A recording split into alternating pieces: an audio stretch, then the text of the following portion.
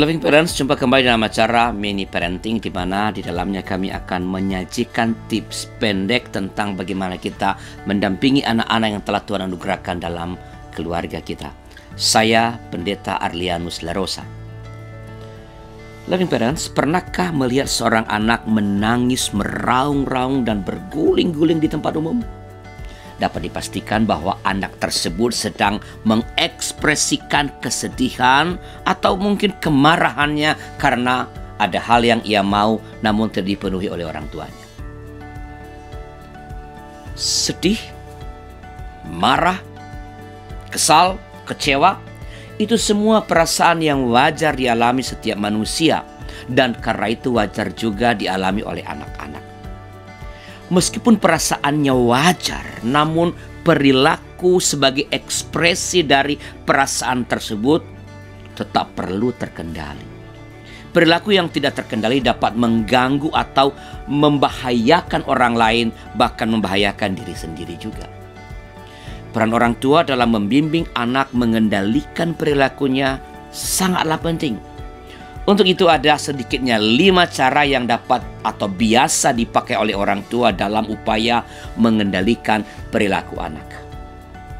Kelima cara tersebut adalah permintaan, perintah, manipulasi fisik secara halus, menghukum, dan modifikasi perilaku. Nah, mari kita telah satu persatu cara ini sehingga kita dapat memilih cara yang paling tepat, cara yang membuat anak-anak kita tetap merasa dicintai dan atmosfer cinta tanpa syarat tetap terbangun dan dapat terpelihara. Kita mulai dengan yang pertama, permintaan.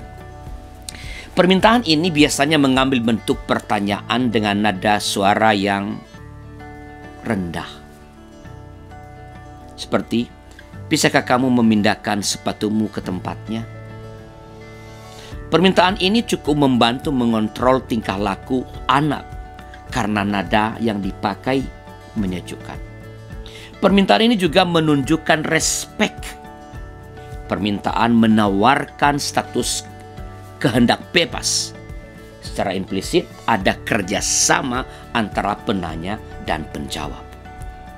Sehingga secara alami anak akan mewujudkan permintaan kita.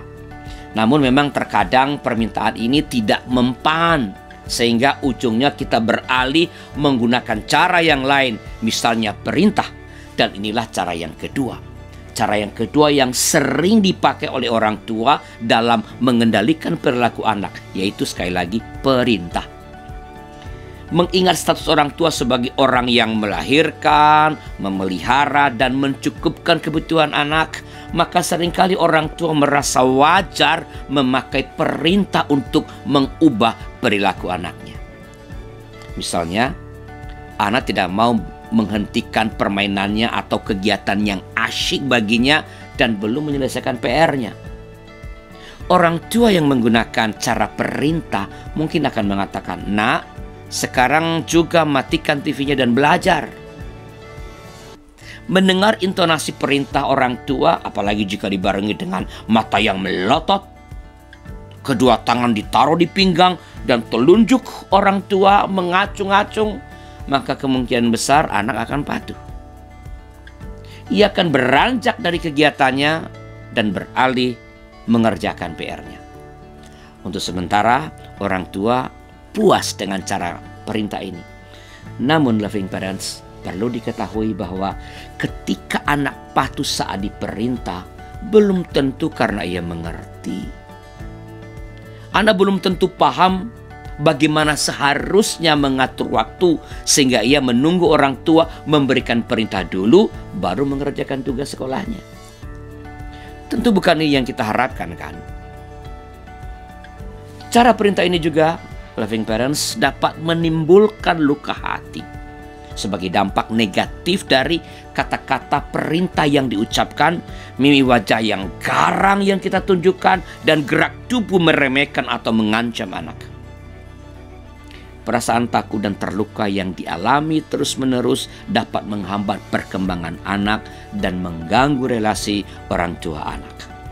Loving parents, membimbing anak untuk mengendalikan perilaku dengan cara perintah tidak menunjukkan rasa hormat, tidak ada kerjasama dan tidak ada ruang pilihan.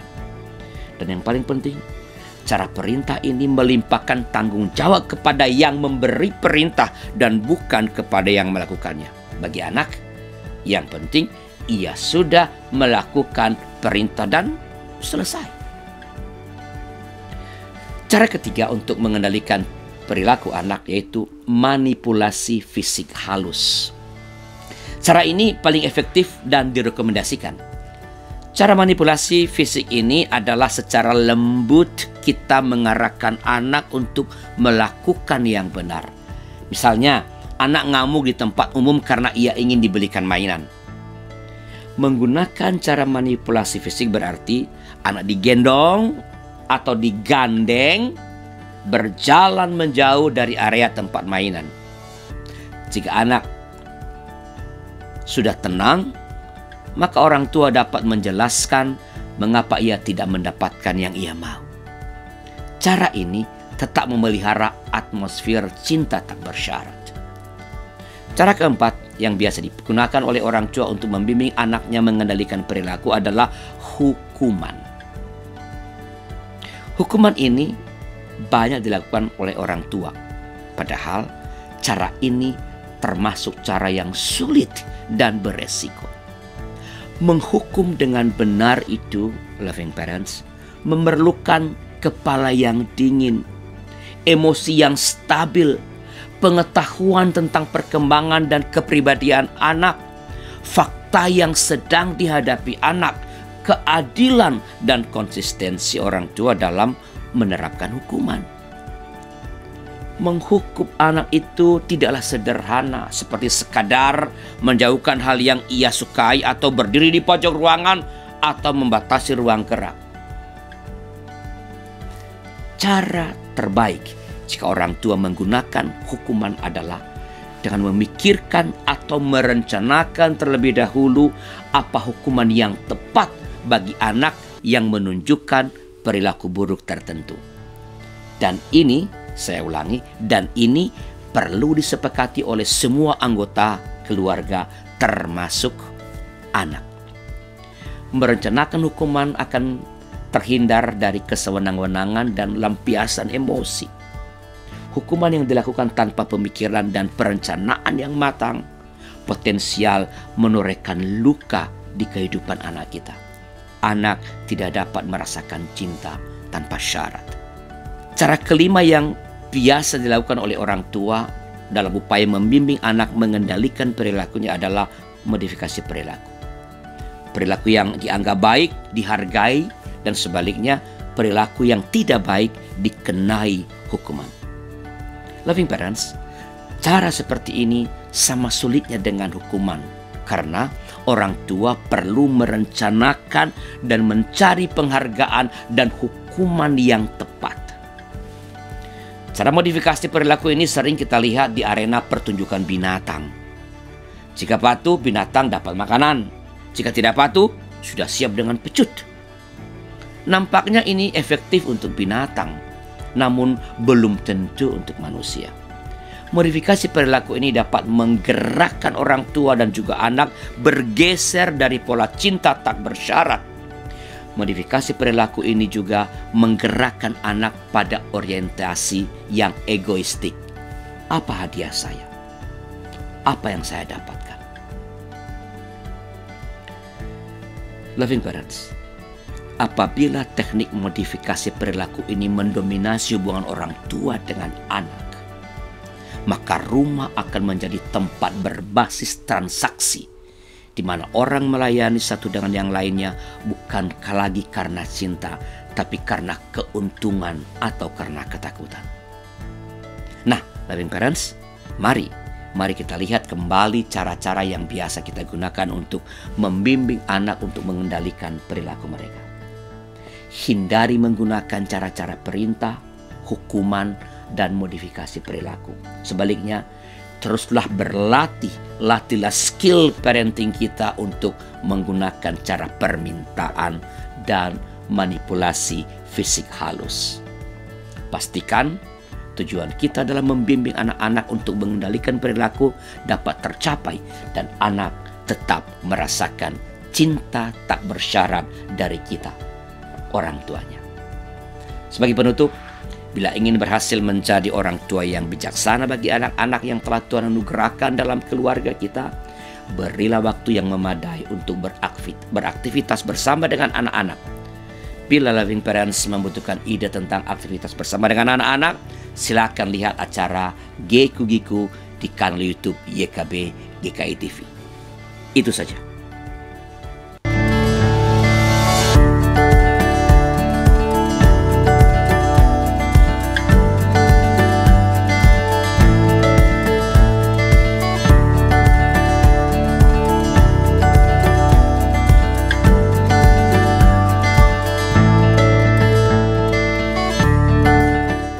Sahabat, mari dukung pelayanan dan pekabaran Injil melalui YKB dengan membagikan link acara ini kepada sebanyak mungkin orang.